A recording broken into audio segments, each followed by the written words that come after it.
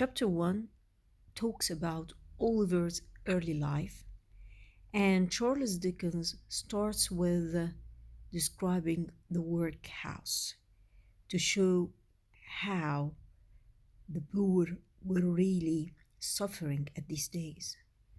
Let's read the first paragraph. Among other buildings in a certain town, there is a house for poor people. So this warehouse was only for the poor people. They go there when they have no money and nowhere to live. It is called a workhouse. So they are needy people. They go there because they want to live. So they should find life there. But what are they going to face? Let's see. Oliver Twist was Oliver Twist was born here. So Oliver Twist was born in the workhouse. His mother, a young woman, lay ill in bed. A doctor and an old woman stood by her side. So this is his early life before being born, when his mother lay him down in workhouse.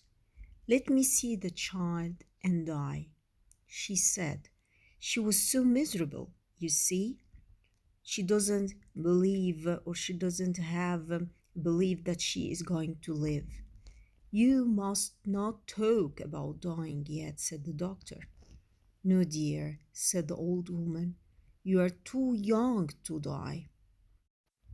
The young woman shook her head and held out her hand toward the child. The doctor put the child in her arms. She pressed her cold white lips to see to its face. And this very descriptive words show how weak she was, and then fell back and died. She's dead, said the doctor. Yes, poor dear, said the old woman. We still don't know who is this old woman, but she has an important role in Oliver's life later. She took the child away from its dead mother. Poor dear. She was a good-looking girl, said the doctor, as he put on his hat and gloves. Where did she come from? No one knows. She was brought She was brought here last night, said the old woman. She was lying in the street. She had walked a long way, and her shoes were worn out. Worn out. You know what's meaning of worn out? Completely destroyed. Nobody knows where she came from or where she was going to. The doctor raised the dead woman's left hand. The old story, I said. I see that she has no ring on her finger. She was not married. Good night. This shows the beginning of the miserable life of this poor baby. This poor baby who doesn't have a mother, who doesn't have a father, he doesn't have even a name. And he was born in the house of the poor, in the workhouse. Let's see what is going to happen later. He went home to his dinner. The old woman sat down on a chair in front of the fire and began to dress the baby. She dressed him in the very old clothes used for a baby born in the workhouse. And this shows the way Oliver was dressed shows that he is going to lead a poor life. A poor child without father or mother, born into a world which had no love or pity for him. And this sentence shows the miserable life that he's going to lead. Later, Oliver was sent to another house. He was sent to another house where 30 other poor children lived. an old woman called Mrs. Mann.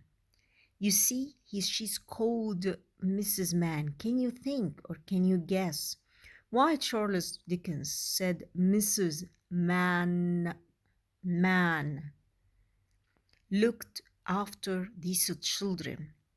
These poor children, these orphans, need a mother, but she was in reality not a real mother for them. And that's why Charles Dickens chose this name for this woman who is supposed to be a mother for the poor people, for the poor orphans who need love, who needs respect, who need emotions, but she did give them nothing. She gave them poverty, she gave them suffering. She was a complete man in her way of dealing. That's why he called her Mrs. Mann. Looked after these children. She was given a few pennies every week to look after each child. Because she was not being paid enough, she doesn't feel responsible for it, and she doesn't have this feeling of responsibility toward this poor children. She was like a machine. She was only going there to take money. She was caring only about money, and this shows how materialistic the society was at this time. Materialistic means to care only about money. The children had very little food. Many of them died, and Oliver didn't die. Oliver didn't die, but he was white and thin and always hungry. On the day when he was 9 years old, he and two other boys told Mrs. Mann that they were hungry. Mrs. Mann peed them and put them in a dark room. And this shows the cruelty and the humiliation these poor orphans were facing in this place. In a place that doesn't know a meaning for love, that doesn't have a place for emotion, only for money, only for money. Respect was only for money. At these days, people who have money only are respected. While they were there, Mr. Pumple, an important officer from the workhouse, came to visit Mrs. Mann. I have come on business, said Mr. Pumple.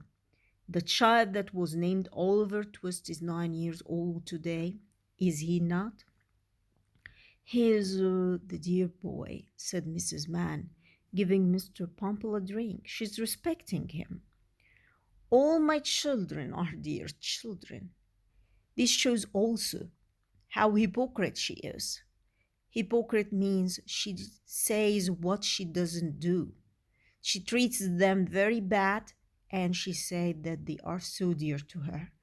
We never found Oliver's father, said Mr. Pumple, and we know nothing at all about his mother. How has he got a name then? Asked Mrs. Mann. I give him this name, said Mr. Pumple. So Mr. Pumple is the one who gave him the name. And he gave him the name in a very funny way. You, Mr. Pumple? I, Mrs. Mann. We named children in the order of letters. The last one was an S. I named him Swipple. This was a T, and I named him Twist. The next one who comes will be Unwin. I have got names ready to Z, and then all the way through again from A. You are a very learned gentleman, said Mrs. Mann. She's making fun of him and his way of choosing the names of the children. It's your time now to think why Mr. Pumple went to Mrs. Mann and what was he going to do with Oliver, poor Oliver. If you like the video, don't forget to share it and like it. If you want anything, don't hesitate to write to me, comments, and I will answer you directly. Love you and best of luck.